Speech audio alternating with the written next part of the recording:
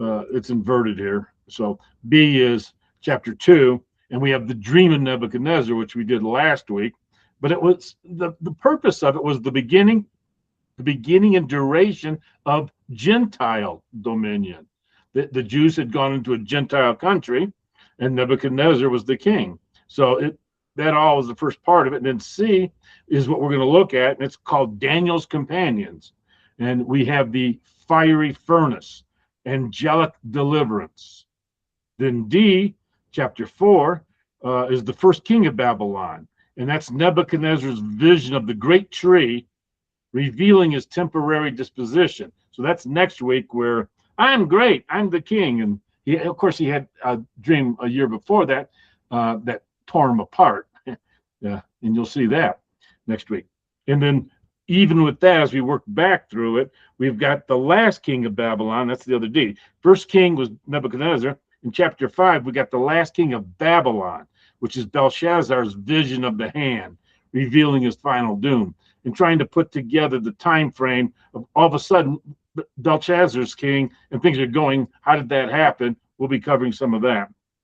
Then we go back, and what's even with Daniel's companions now is Daniel himself and the problems he had. It's called the Den of Lions and angelic deliverance. So you can see how this works. Then we go back to B. Dream of Nebuchadnezzar was B first. Now we got the dream and vision of Daniel. And then we have the end of Gentile deliverance. That's part of what we covered last week in the time of the Gentiles.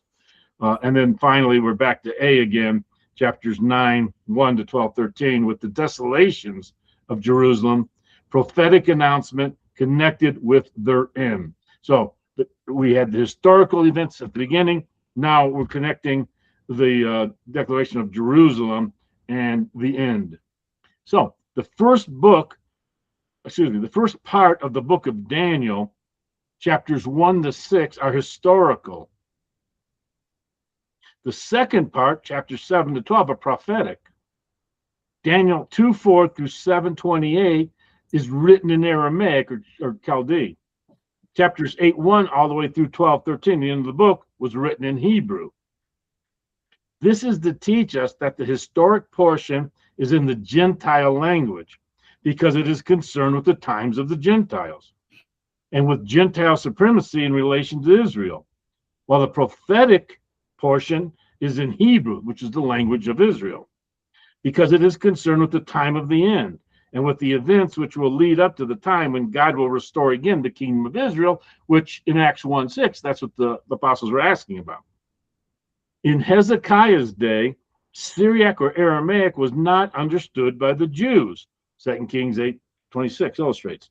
But after the exile in Ezra's day, Hebrew had been so forgotten that it had to be explained. Remember Nehemiah 8:8, where the Levites had to give the gist, they had to explain it to the people. They read the scrolls, and then these guys had to explain it because they didn't understand Hebrew. In Daniel's day, both languages were generally understood. Thus, both could be and were used by him. Between the vision of Nebuchadnezzar in the 2nd chapter and that of Daniel in the 7th, 4 narratives of Daniel and his friends' personal history are introduced. Now, as the 2nd and 7th chapters go together, so do the 3rd and 4th chapters, dealing with Daniel's deliverance from the lion's den. And then chapters 4 and 5 go together. So, and you can see that from the structure.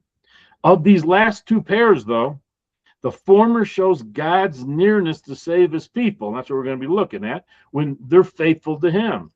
At the very time they seem to be crushed by the world power, God steps in.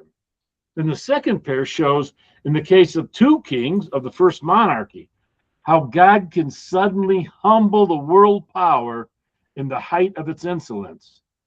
The latter advances from mere self-glorification in the 4th chapter to open opposition to God in the 5th. So you're going to see how these chapters all work together. Nebuchadnezzar demands homage to be paid to his image. And that's Daniel 3:1-6, which we will be reading. And he boasts of his power in Daniel 4:1-18. Later, and he pays dearly for that. Later, Belshazzar in chapter 5 goes further by blaspheming God by polluting his holy vessels. It wasn't bad enough to, to think you're better than God, but he brought in all the vessels to have a big drunken party, and everything went wrong that night because the Persians were at the gates.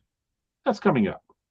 The miracles wrought on behalf of Daniel and his friends were a manifestation of God's glory in Daniel's person as the representative of the theocracy before the Babylonian king, who the king deemed himself almighty at a time when God could not manifest it in his people as a whole. So basically, Daniel's trying to hold things together there, and the king recognizes that there's a greater power than him, but the people in general, God's people throughout Israel and Judah, they can't even comprehend that simple. They tended also to secure by their impressive character that respect for the covenant people on the part of the heathen powers, which issued in Cyrus's decree, not only restoring the Jews, but ascribing honor to the God of heaven and commanding the building of the temple, from Ezra 1:1-4. But basically what that's saying is that Cyrus, because of probably who his mother was, which was probably Esther, and what they put out there, he said, okay, it's time to rebuild the temple. I'll fund it. And then Nehemiah went, and then Ezra went, and they all worked together for all that time frame. All right. So that's what he's saying there, is that there are other kings who weren't in the Christ line who basically who understood that there was a bigger power than themselves. So with that introductory remarks, Babylon was the capital city of Babylonia, which was home to the Babylon Empire. It was situated in what is considered the geographical center of the world. This great city was surrounded with double walls of protection. Those walls were approximately 17 miles long to border the entire city. And the outside wall was wide enough that 2 chariots could have a race on it around the city. And they probably did. The great king Nebuchadnezzar built one of the 7 wonders of the ancient world, the Hanging Gardens of Babylon. And he built it for his beautiful wife, Amistis, who was a Median princess. Archaeological digs have already discovered 53 major temples to different gods within its borders. The 2 greatest temples were the ones to Ishtar and Marduk. Ishtar was the goddess of fertility, and Marduk was the sun god. Nebuchadnezzar's confession of God did not prevent him from being a worshiper of idols also. The ancient idolaters thought that each nation had its own gods, and that in addition to their gods, foreign gods might be worshipped. Hey, if you like the gods in the neighboring country, you can worship them too. You got your gods, and now you got their gods. That's what it's talking about. See, the Jewish religion was the only exclusive one that claimed all homage for Jehovah as the only true God. Men will, in times of trouble, confess God if they are allowed to retain their favorite heart idols. Okay? Yeah, okay. The Jews got a God too. Everybody's got a God. And that God's really powerful. As long as I can keep worshiping my idols, that's okay. I can say stuff like that. Daniel 3, verse 1. Nebuchadnezzar the king made an image of gold, whose height was 60 cubits, and the breadth thereof 6 cubits. He set it up in the plain of Dura, in the province of Babylon. Dura is 12 miles southeast of Babylon. The time frame appears to be about 19 to 20 years later than last chapter, the Nebuchadnezzar's dream in chapter 2.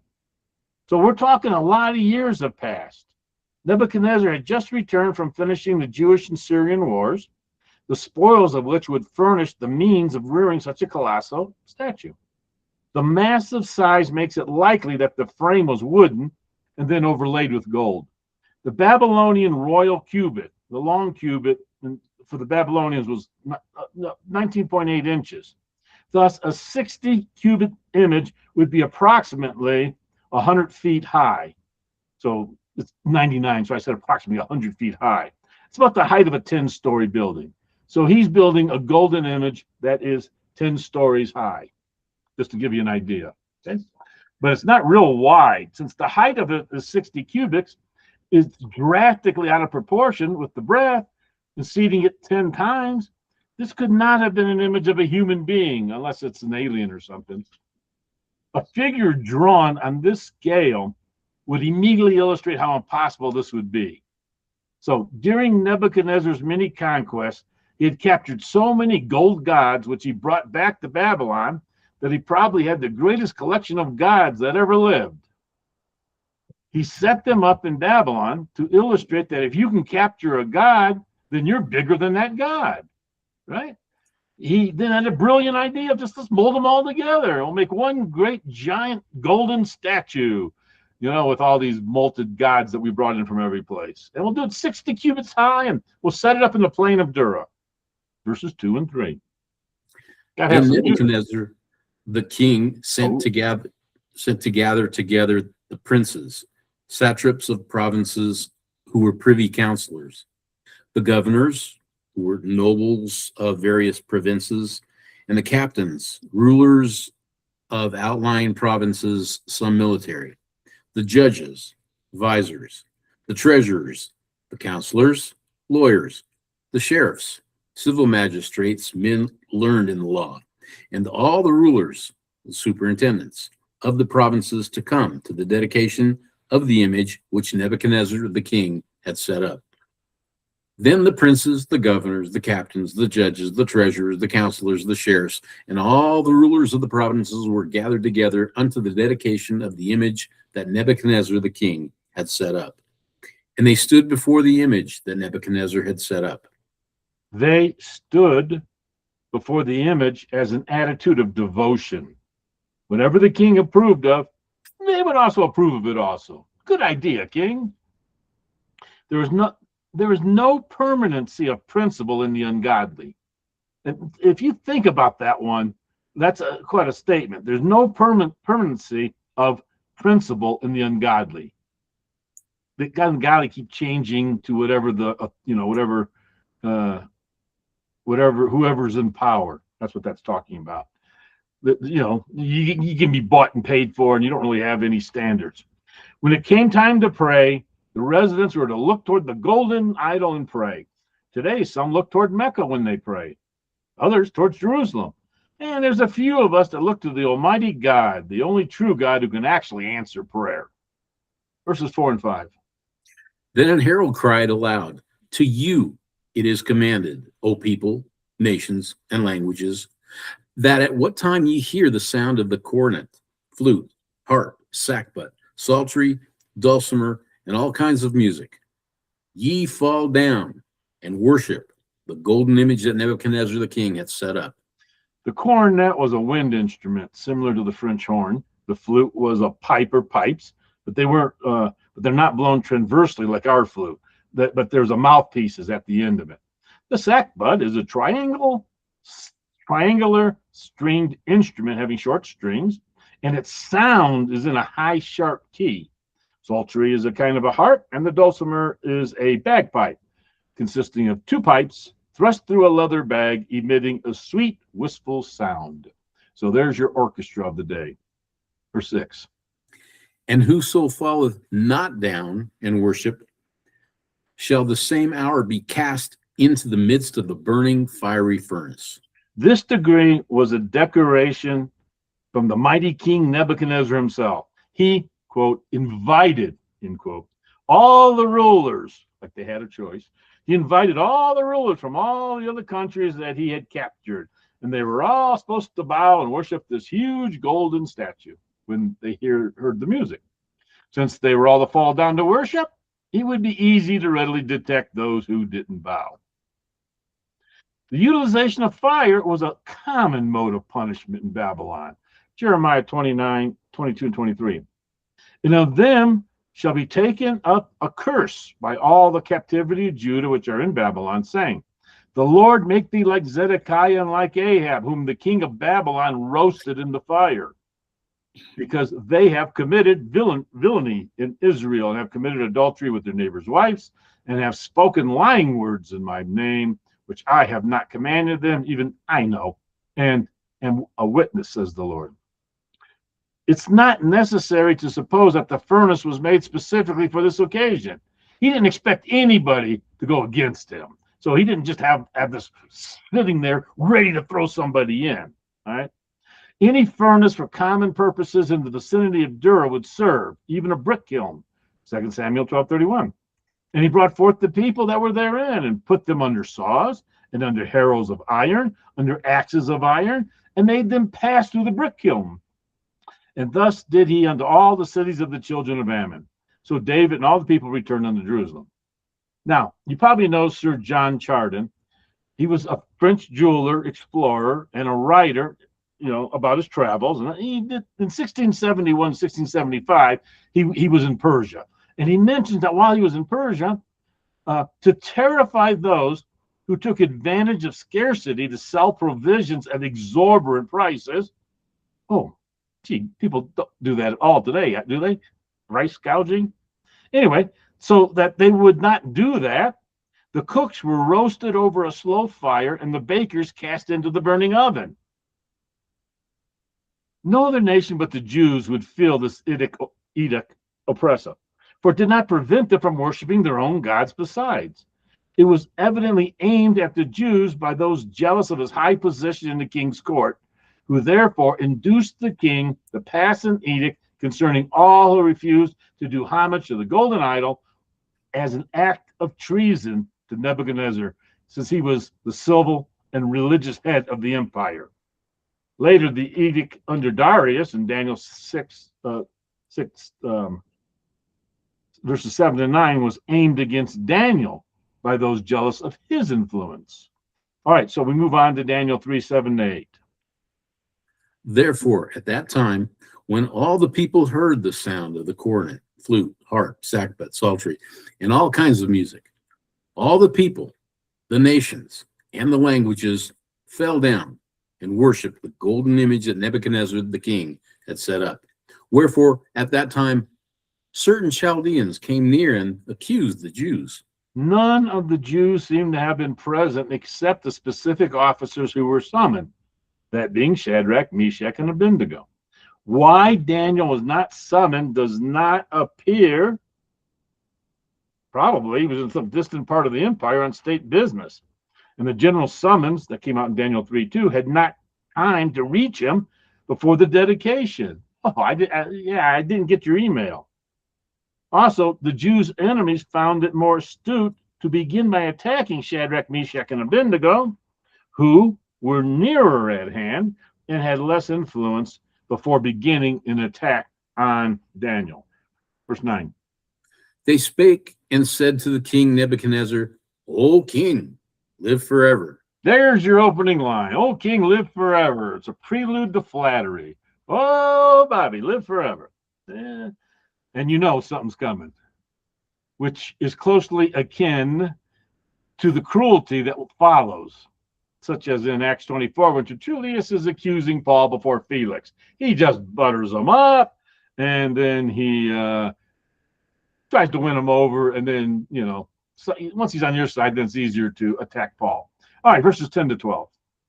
Thou, O king, hast made a decree that every man that shall hear the sound of the cornet, flute, harp, sackbut, psaltery, and dulcimer, and all kinds of music, shall fall down and worship the golden image.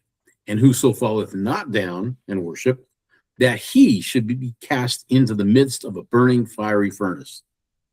There are certain Jews, Judeans, whom thou hast set over the affairs of the province of Babylon, Shadrach, Meshach, and Abednego. These men, O king, have not regarded thee. They serve not thy gods, nor worship the golden image which thou hast set up. They did not worship the golden image. And in fact, they do not even worship any of the king's gods. That's, come on, that's terrible what they're doing. Remember, though, the reason he had set them over the province of Babylon is because of what Daniel had done in telling him and interpreting his dream about 20 years earlier. They must have been doing something right if they were still in those high positions and responsibility. They probably had some more interaction with the king. All right, Daniel 2, 46 to 49. Then the king, Nebuchadnezzar, fell upon his face and worshipped Daniel and commanded that they should offer an oblation or a gift offering. and sweet odors unto him. The king answered unto Daniel and said, Oh, of a truth it is that your God is a God of gods and a Lord of kings. He's a revealer of secrets. Sing, thou couldst reveal this secret. Then the king made Daniel a great man, gave him many great gifts, made him ruler over the whole province of Babylon, and chief of the governors, chief of all the nobles, over all the wise men of Babylon. Then Daniel had a small request of the king, and he set Shadrach, Meshach, and Abednego over the affairs of the province of Babylon. But Daniel sat in the gate of the king. He was ready to help the king at all times, so he was in the gate of the king. But I got 3 good people now to help me run the province. That was how these 3 young men, Shadrach, Meshach, and Abednego, rose to their prominent positions of authority.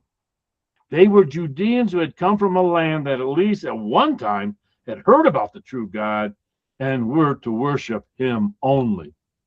Now, they were in another land in positions of authority and power. This great leader had set up this golden statue on the plain of Dura, and he demanded that they, along with everyone else, worship it, which they promptly ignored.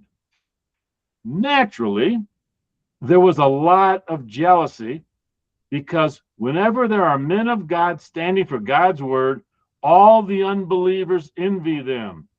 They figured that the way to destroy them was to go back to the king and work on them psychologically. So if you got men of God standing, moving the word, taking on the adversary will try and fight back. They took their grievous complaints straight to the king and told the king that since he was such a great king, that anyone, no matter how high or important a position of service they had, if they disobeyed the king's commandments, that they should be thrown into the burning fiery furnace. Daniel 3:13. Then Nebuchadnezzar, in his rage and fury, commanded to bring Shadrach, Meshach, and Abednego. Then they brought these men before the king. Instead of commanding their immediate execution, as in the case of the wise men in Daniel 2:12, providence inclined him to command the recusants to be brought before him, so that their noble testimony for God might be given before the world powers. Jesus addresses this problem later. You can read about it in Matthew 10:18 from the Working Translation. Moreover, you will be brought before leaders and kings on account of me, for a witness to them and the Gentiles or the nations. And so, is it true? Is it purposely that? Despite his his past favor for them disposes him to give them the opportunity of excusing themselves on the grounds that their disobedience had not been intentional. Oh yeah, we were going to, but thus he gives them another trial to see whether they would still worship the image. You got an opportunity here. Just compromise. Verse 15. Now, if ye be ready, that at what time ye hear the sound of the cornet, flute, harp, sackbut, psaltery, and dulcimer, and all kinds of music, ye fall down and worship the image which I have made. Well, but if ye worship not, ye shall be cast the same hour into the midst of the burning fiery furnace. And who is that God that shall deliver you out of my hands? Who is that God? Like Sennacherib taunts in 2 Kings 18:35 and Pharaoh in Exodus 5:2. Who was going to deliver these 3 men from such a great and powerful king as King Nebuchadnezzar was? I collected all these gods from all these lands in conquest, so who do you think will defend you from me? I've already shown I'm much greater than all their gods. They incarcerated these men of high authority and power, but they didn't take something into consideration about these men at that time. Psalm 137, first part of the first verse says, by the rivers of Babylon. The rivers of Babylon were the Tigris and Euphrates. In fact, at that time, the Euphrates River went right through the center of the great city of Babylon. Here's the rest of Psalm 137:1. By the rivers of Babylon, there we sat down, yea, and we wept when we remembered Zion. When we remembered our homeland, when we remembered Jerusalem, when we remembered the worshiping of the true God, they would have wept too. Just that was their heart for God. Verses 2 and 3. We hanged our harps upon the willows in the midst thereof. For there they that carried us away captive required of us a song, and they that wasted us, those who laid heavy requirements upon us, required of us mirth, merriment, entertainment. And they said to us, "Oh, why don't you sing us one of those great songs of Zion?" They didn't really want to hear one of the songs of Zion. They wanted to make fun of them. Oh, you came from Jerusalem. Oh, yeah, you were there when the prophets read the scrolls to you. You were there singing the songs of Zion.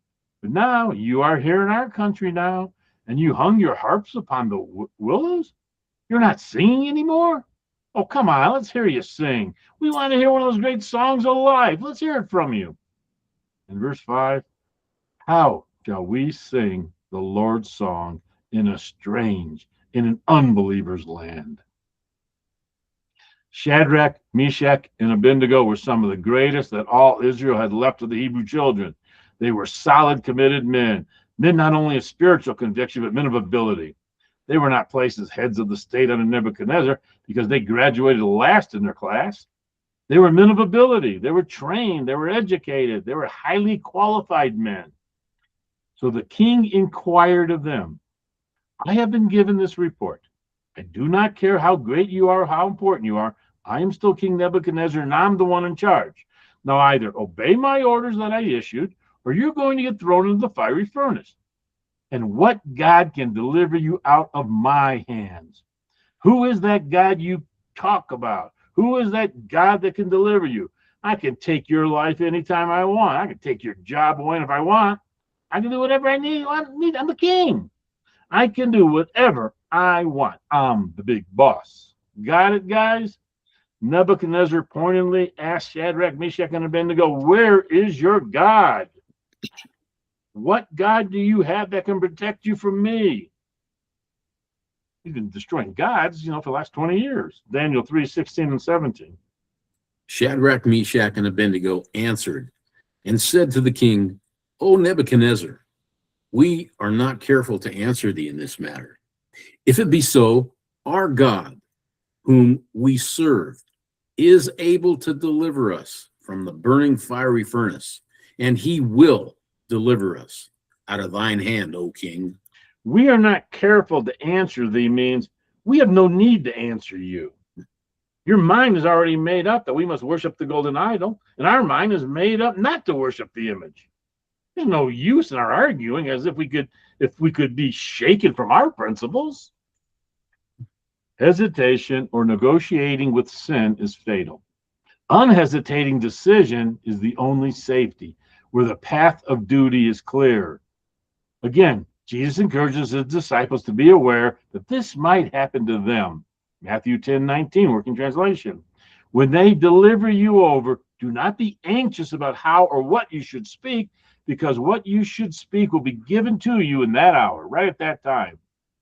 And verse 28 says, and do not be afraid of those who kill the body, but are not able to kill the soul. Instead, reverence him who is able to destroy both soul and body in Gehenna. If it be our lot to be cast into the furnace, our God is able to deliver us. This is a reply to Nebuchadnezzar's challenge of who is that God that shall deliver you? And he will deliver us either from death or in death. He will, we trust, literally deliver us, but certainly he will do so spiritually and for all eternity, like he did the Apostle Paul sometime later who had a problem going on. 2 Timothy 4:17 and 18, working translation. However, the Lord stood beside me and made me strong, so that by me the heralding might be brought to its fullness, and that all the Gentiles might hear. So I was delivered out of the mouth of the lion. The Lord will deliver me from every wicked work, and he will save or deliver me for his heavenly kingdom. To him be glory forever and ever. Amen. Daniel 3:18. But if not, be it known unto thee, O king, that we will not serve thy gods, nor worship the golden image which thou hast set up. Whether our God delivers us as he is able, or if our God doesn't, we still will not serve your gods or your golden image. Their service of God is not mercenary in its motive. They're not selling themselves to the highest bidder. kind of like Job's was. Job 13:15. Though he slay me, yet will I trust in him. But I will maintain my own ways before him. Our God is able. But if our believing is not big enough, we want to tell you something, O king. We will not serve your gods, nor worship the golden image which you have set up. Well, that takes some commitment. The king had said, where is that God that will deliver you? And Shadrach, Meshach, and Abednego replied, our God is able to deliver us. But if our believing is not big enough for our God to deliver us, we want to tell you something, O king. Oh, King Nebuchadnezzar, we still are not going to bow down and worship your golden image, that's for sure. All right, first part of verse 19. Then was Nebuchadnezzar full of fury, and the form of his visage was changed against Shadrach, Meshach, and Abednego. You ever do something that the person in front of you is now going to be full of rage, full of fury, that the visage just changed? Shadrach, Meshach, and Abednego were so committed in their hearts that they could confront the greatest king, perhaps of all time. They looked him straight in the eyes and said to him, our God is able to deliver us. Our God is able to deliver us. Our God is able. But if not, we're still not going to bow down and worship your golden image. That's an intense confrontation with the king who will have you executed at once for your stand for the one true God. He's now full of fury. And these guys are still right there in his face. Can you imagine how they felt, though? They were human beings. They knew that when they made their declaration, there's no going back. They could have gotten out of it, simply by just compromising. But they wouldn't compromise. You never compromise one iota on God's word. Verse 19. Then was Nebuchadnezzar full of fury, and the form of his visage was changed against Shadrach, Meshach, and Abednego.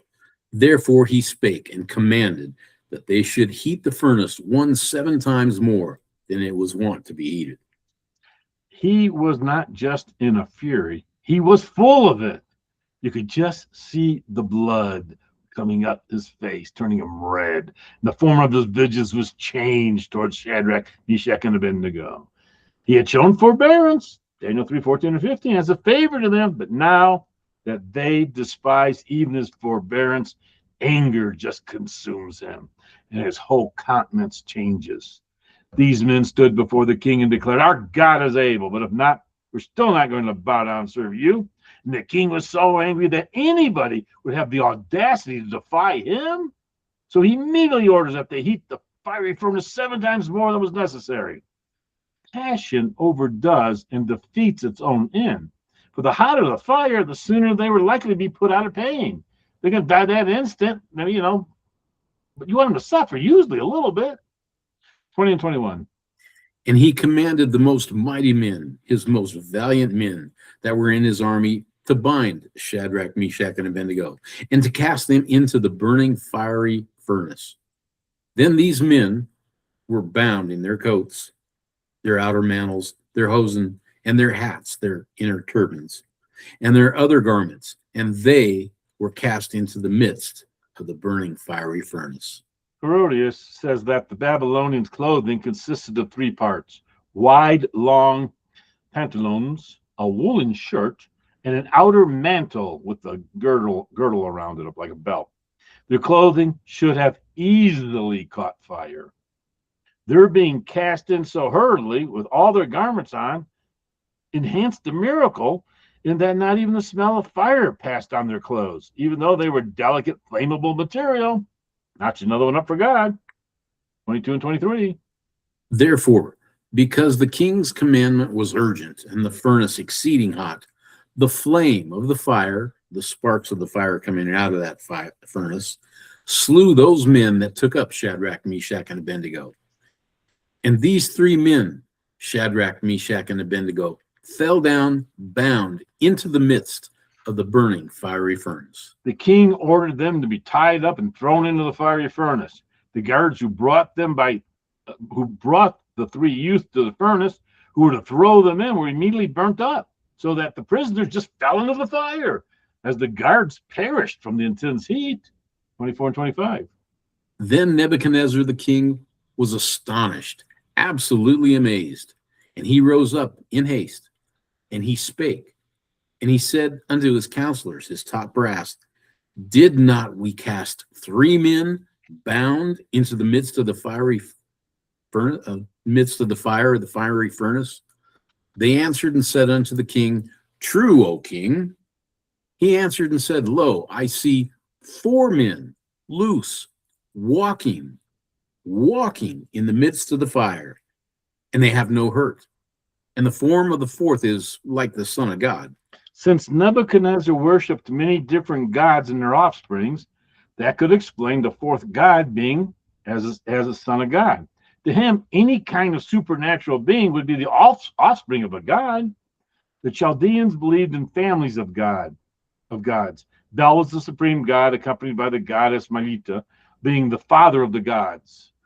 All right. Thus, the expression that one was like the Son of God meant that one sprung from the gods and was sent by them. It does not say, it is the Son of God. Look, it's Jesus in there with him. It doesn't say that. It says, like the Son of God. Sons of God in Job and in other places were angels. The Archangel Michael is responsible for fighting for the Lord's people. Also, it states that they were loose, whereas they were bound. Now they're walking in the midst of the fire, unhurt and at large, in the midst of trouble, like it says in Psalm 138:7. Though I walk in the midst of trouble, thou wilt revive me. Thou shalt stretch forth thine hand against the wrath of mine enemies, and thy right hand shall save me. Psalm 23:3-4. He restoreth my soul. He leadeth me in the paths of righteousness for his name's sake. Yea, though I walk through the valley of the shadow of death, I will fear no evil, for thou art with me. Thy rod and thy staff, they comfort me.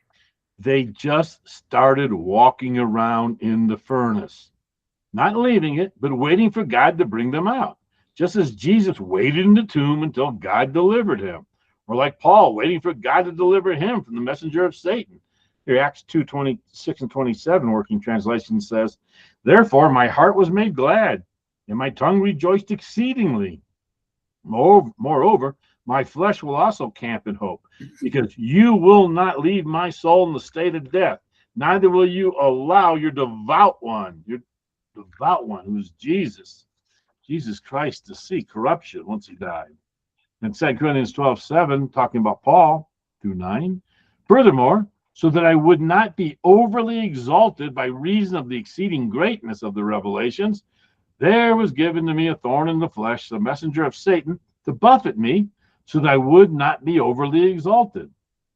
Concerning this, I besought the Lord 3 times that it might depart from me, and he said to me, My grace is adequate for you, for my power is perfectly accomplished in weakness. Therefore, I will most gladly boast even more in my weaknesses, so that the power of Christ may reside in me. How about Noah? Noah said that he waited in the ark after the flood until God brought him forth. Genesis 8:12-18. He just kind of waited for the water to go away. All right, back to Daniel 3:26. Then Nebuchadnezzar came near to the mouth of the burning fiery furnace and spake, and said, Shadrach, Meshach, and Abednego, ye servants of the Most High God, come forth and come hither. He knew who they were. He called them by name. These were the same men who had looked him in the face and said, You may burn us, but we're not going to bow. Now he sees them there, totally untouched, with not even a smell of smoke on them. Thus he concludes that God you serve has got to be a lot bigger than I am. You must be servants of the Most High God. He acknowledges Jehovah to be supreme above all other gods. Not that he ceased to believe in other gods. Thus, he returns to his original confession, your God is a God of gods, like he said in Daniel 2:47, from which he had swerved from, perhaps intoxicated by his success in taking Jerusalem, whose God he may have thought was unable to defend it. Rest of verse 26 and 27. Ye servants of the Most High God, come forth and come hither. Then Shadrach, Meshach, and Abednego came forth. They came out of the midst of the fire. And the princes, governors, and captains, and the king's counselors, being gathered together, saw these men upon whose bodies the fire had no power, nor was an hair of their head singed. Neither were their coats changed, nor the smell of fire had passed on them. Nebuchadnezzar at least recognized superior power. He acknowledged the true God when his power was manifested. The fire had no power over them because of this powerful God's protection. This is mentioned in other places. Hebrews 11:34, right at the beginning of the verse, quenched the violence or quenched the power of fire. 12:29 of Hebrews, for our God is a consuming fire. And Isaiah 43:2 says, when thou passest through the waters, I will be with thee, and through the rivers, they shall not overflow thee.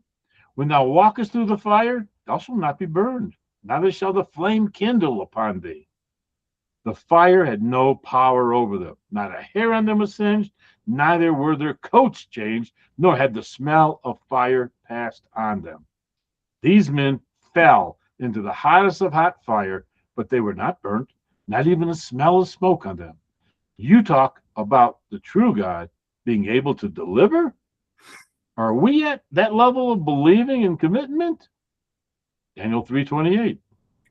Then Nebuchadnezzar spake and said, blessed be the God of Shadrach, Meshach, and Abednego, who hath sent his angel and delivered his servants that trusted in him, and have changed the king's word and yielded their bodies, that they might not serve nor worship any God except their own God. Well, they certainly changed the king's word. They had made the king's attempt to coerce them into obedience vain. Nebuchadnezzar now admits that God's law should be obeyed rather than his, kind of like Acts 5:29. Peter and the other apostles answering said, it is necessary to obey God rather than men. This is still very true today. Obey God rather than men. Many have been talked out of the power of God because we live in a world of unbelief where men of authority and power without God mostly rule. When we get born again, we become children of the most powerful, kind, merciful, loving God. We should then live like him. God has not changed. Jesus Christ is seated at the right side, making intercession for the saints. Would God do less for his children today? Now the king is going to make another decree. Decision for God at last gains respect over worldly decrees. Proverbs 16:7. When a man's ways please the Lord, he makes even his enemies to be at peace with him. A wise man said one. Daniel 3:29. Therefore I make a new decree, that every people, nation, and language which speak anything amiss against the God of Shadrach, Meshach, and Abednego shall be cut in pieces, and their houses shall be made a dunghill, because there is no other God that can deliver after this sort. This decree circulated throughout the vast empire of Nebuchadnezzar, and it must have aided in keeping the Jews from idolatry and the captivity and thenceforth. A decree against any word of slander against God is pretty much a very rare decree. But there was another kingly decree like this in Ezra by Darius. In Ezra 6:11 and 12, we read, also I've made a decree that whosoever shall alter this word, let timber be pulled down from his house, and being set up, let him be hanged thereon, and let his house be made a dunghill for this. And the God that hath caused his name to dwell there, destroy all kings and people that shall put to their hand to alter and to destroy this house of God, which is at Jerusalem. I, Darius, have made a decree. Let it be done with speed. Immediately, King Nebuchadnezzar wrote a new decree. Before this, he said, I am king. I'm like a god the way I can rule. Now, after Shadrach, Meshach, and Abednego had proven something to him, he knew that there was no other God that can deliver after this sort. Psalm 76:10. Surely the wrath of man shall praise thee. The remainder of wrath shalt thou restrain. It took one of the great pagan kings of all time to tell that truth. Today, many times, born-again believers do not believe what that great unbeliever king learned at that time. There is no other God that can deliver after this sort. The God of Shadrach, Meshach, and Abednego. These were men who had gone into captivity and refused to sing the song of Zion, men who had hung their harps on the willow, because how can we sing the songs of Zion in an unbeliever's land? Men who had hazarded their lives for the integrity and accuracy of that most high God. When the king had said, "You have to fall down and bow to my golden image," they had said, "King, we will not do it. We may die, but if we die, we are going to die trusting in our God." And finally, the king realized that there is no other God that can deliver after this sort. And there still isn't. Daniel 3:30. Then the king promoted Shadrach, Meshach, and Abednego in the province of Babylon. Today, this reminder is still a valid one. Our God is able, and our God is willing to deliver us. But if our ability is not big enough, we still are not going to bow to any lesser God, like those listed in Hebrews 11 who chose to serve the true God over the world. Our reason for living is to glorify the one true God and to speak boldly concerning his Son, the Lord Jesus Christ, who truly is the only way that mankind can be saved. It's a great time to be alive, the knowledge of God that's so readily available.